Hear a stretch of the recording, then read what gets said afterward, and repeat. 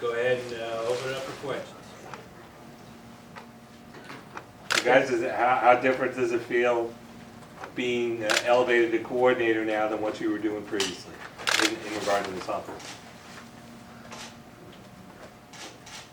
Well, I think it's, you know, for me, it's an honor to be able to move up and have more responsibility. You know, I can remember Tony and I were talking about it the other day. About 15 years ago, we were stretch partners at practice. You know, we were teammates here, and we used to stretch each other, and you know, just obviously talking about the future and things. And to look 15 years later, to be able to have the opportunity to be in a position of influence and you know, at your alma mater, it's a lot of pride, and you know, personally and as a group. And you know, it's also a lot of fun. A lot of our former teammates that we played with at Clemson, you know, to hear from those guys and them reaching out to us, you know, how much they're proud that we're having this opportunity. And I think it means just a little bit more than maybe just, you know, being a coach at a school that, you know, has hired you to do a job. But, you know, to have the opportunity to coach at your alma mater, I know is something that's awfully humbling and very special. And then for me personally, having the opportunity to do this with Tony, you know, is really special. Tony and I have known each other for a long time and have a great relationship and have a very close friendship and also a very good working relationship. And I think that's important anytime that you do something like we're going to do, being co-coordinators. I think it has to be the right two guys. And so I'm really looking forward to that and what we have in the future. To follow up on that, as Jeff said, man, it's a tremendous honor and a tremendous blessing to be in this position. It hasn't really hit me yet because I think we didn't even get a chance to celebrate with the Wise as we were on the road recruiting. But now as we jump in over the next couple weeks, I think the magnitude of it will start to really sink in. But you know, it's just a testament to the program and what Coach Sweeney stands for. And one thing that I always value about him is he told you to always be prepared for your opportunity. So in terms of the question about, you know, the difference in the role, I think that Chad did a good job of challenging Jeff and myself, you know, over the last 4 years to prepare ourselves for this opportunity. And he gave us the responsibility within the preparation process to help prepare us for this. But like Jeff said, man, I couldn't be more excited than to work with Jeff. We have a good relationship, and you see it's evident in recruiting. And I think since we've been here over the last 4 years together, that there's no ego involved. And actually, I'm glad that we're co-coordinators because in the areas that I may not have the expertise, I know he'll have the expertise, and we'll work together. And like I said, there's no egos involved. We're just happy to be here at our alma mater, representing the guys that we play with. As you said, we started as stretch partners. Then we had some off-the-field instances at his house with a particular jet ski I won't elaborate on. But our relationship goes deeper than this situation here. This has been something we've been working on for a long time. We work well together. So I'm excited. When Coach Morris was here, it seemed like 3 or 4 years he was here, his name always come up for other jobs. But with you two guys, it seems like you really want to be here. Oh, yes, sir. And I think, you know, when you have an opportunity to get into the coaching profession, I think any coach would always want to go back to his alma mater and have an opportunity to coach there. But it's also a testament to Coach Sweeney and the culture that we have here.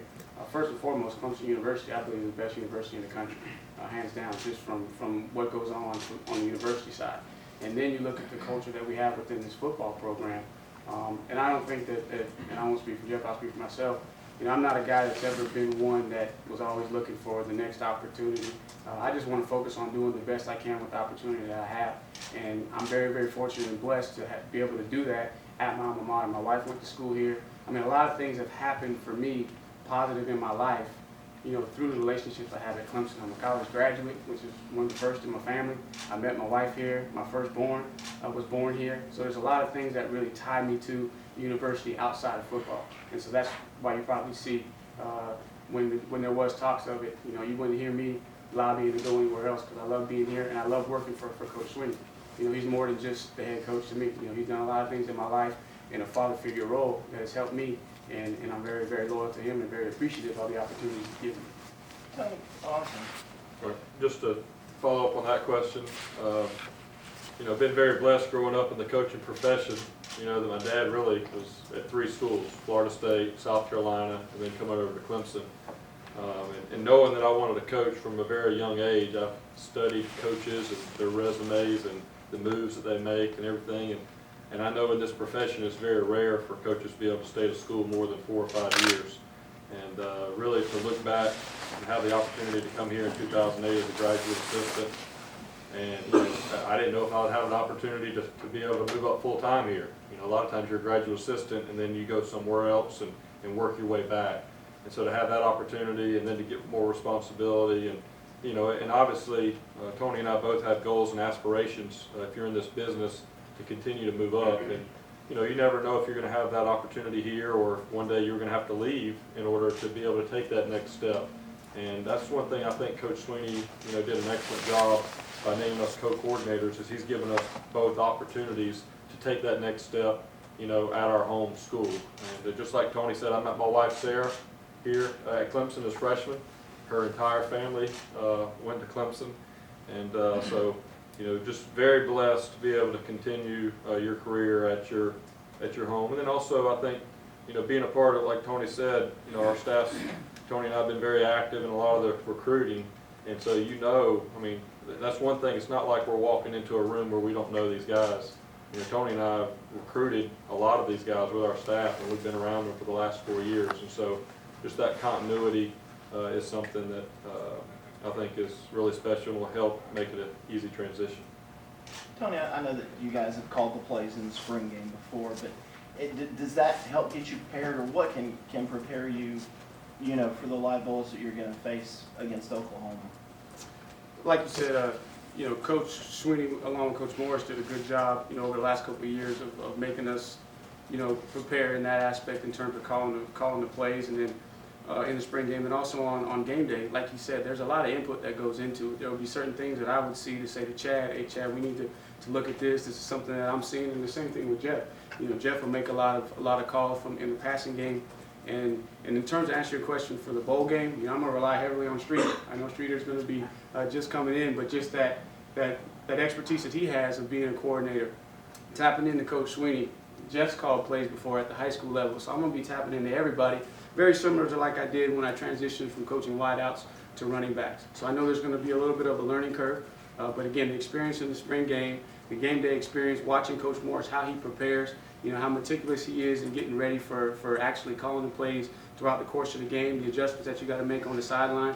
I'll be able to do that from the box. I'll be relying on Jeff. There's going to be situations where Jeff is going to be giving me information, Street will be giving me information, Coach Pierman, Coach Caldwell, Coach Sweeney. That's something I learned, like Coach Sweeney said, I learned from Chad, is be a listener.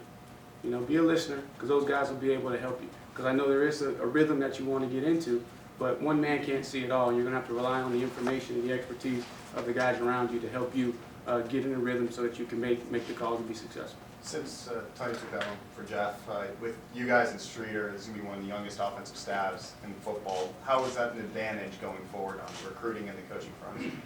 Yeah, well, I think I think there's been a lot of schools that have been waiting by, reading those same articles you're talking about of Coach Morris potentially leaving over the last 3 years, and I think a lot of maybe some of the other schools have kind of had those articles ready, and they're hoping that when Coach Morris left, that it would really guys would move about and go a lot of different places, and really I think it did the opposite.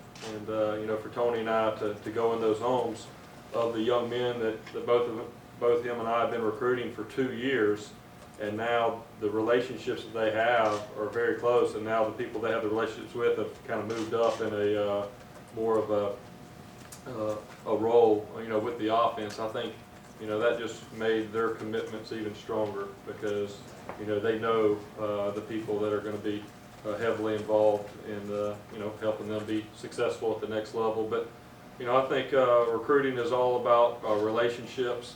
And I think more than anything, when Tony, myself, and Brandon, and even Danny Pierman, when we go into a home to talk about Clemson football, we can explain to them, what it's done for us from the first hand. And that's something that a lot of coaches can't. A lot of coaches, they can just tell about their experience being a coach, but actually going through it, there's a lot of pride, I think, that gets those prospects and their families can see that, they can sense that, whenever you're telling them about your alma mater. and not just a school that you're currently working for.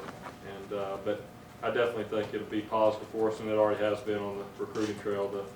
The feedback we've gotten from the 15, 16, and 17 recruits has been really strong. So we look forward to that. And with Tony and I both being co-coordinators, I think it also helps. There's not one person that has to spend all their time up here, doing the coordinating work, and maybe it would limit them from being on the road. With us being able to share that, and obviously Brandon with his experience, we plan on being on the road and being just as active in the recruiting process as we've had before with our other roles. And so I think that this will only continue that momentum we've had. For both of y'all, when Chad got here, tempo was just such a way of life for him. Do y'all anticipate that continuing to that extent? And when you reference that learning curve, is the hardest part applying that to in the moment play calling when you're trying to go and having to process all that? Yeah, tempo is a big part of what we want to do. And again, like Coach Sweeney said, that's his philosophy. And he was able to bring in Chad to help establish and put the terminology in place. And so, yes, tempo is something that we're going to continue to do. We want to continue to be aggressive, throw the ball down the field, still be able to have the two-back system where we run the ball. So you're not going to see what we do change. But, yes, that adjustment is just going to be the getting in the rhythm.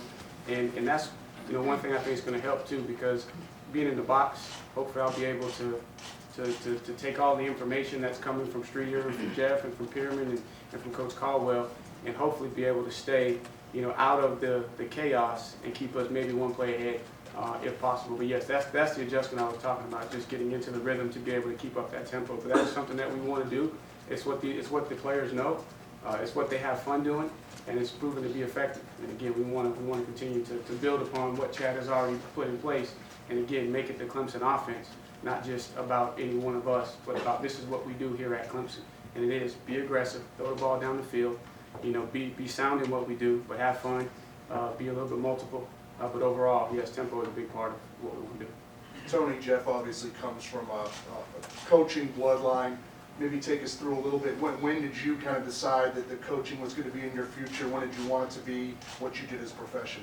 Okay. Coaching came to me after I graduated from college.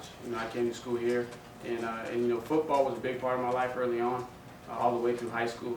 If you know a little bit about my background, it kind of was the substitute for the dysfunction that I had, losing my mom, my dad, being locked up. Football was my safe haven. And then, I had some experiences with football where, I wanted to quit. And I actually did. I left the game of football when I left the Air Force Academy. And then when I came back to Clemson, through a mutual friend, he encouraged me to walk on because I was done with the game. But when I walked on, it put football back into perspective. And I was able to accomplish the things I was able to accomplish as a player, but I didn't have any desire to stay with it after I graduated. So I went to work at Michelin for 2 years. And the folks at Michelin were great. They already had a plan in place for me to go overseas, to learn the business. I mean, things were going well. I had a great boss. Life was good, but I just felt like I was empty. There was something missing, that I wasn't fulfilling my purpose. And so before I made like I said, engineering background, you got to have a plan. So before I jumped, full speed into coaching, I went and volunteered at Easley High School.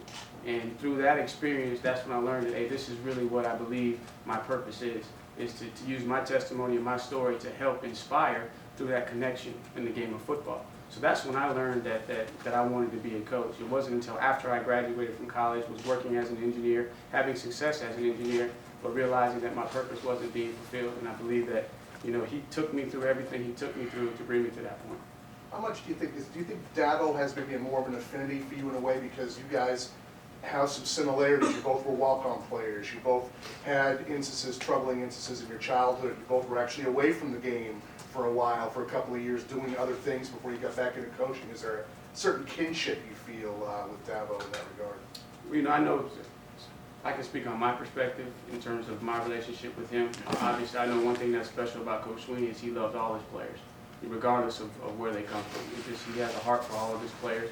But we do have some similarities in our background. I don't know if that makes him look at me any differently than he does anybody else. But because of the position that he was in my life, coming in my senior year, and you got to remember, my senior year was the year Roscoe Crosby was coming back, Derek Hamilton was coming back, Kevin Youngblood was coming back, And so here I was a guy that was coming back knowing that I probably wasn't going to get to play, but I just wanted to be a part of the team. And Coach Sweeney came in and he believed in me and he gave me an opportunity. And because of that, you know, he was in that father figure role. So I look at him in that aspect because of the relationship, being my coach, you know, and being in that position of guidance to help me. But in terms of, you know, an affinity or, you know, that'd be something that he would have to, you know, have to answer. I can't answer that for him, but I know that I look at him, you know, as one of the father figures in my life because of the absence of that father that I didn't have.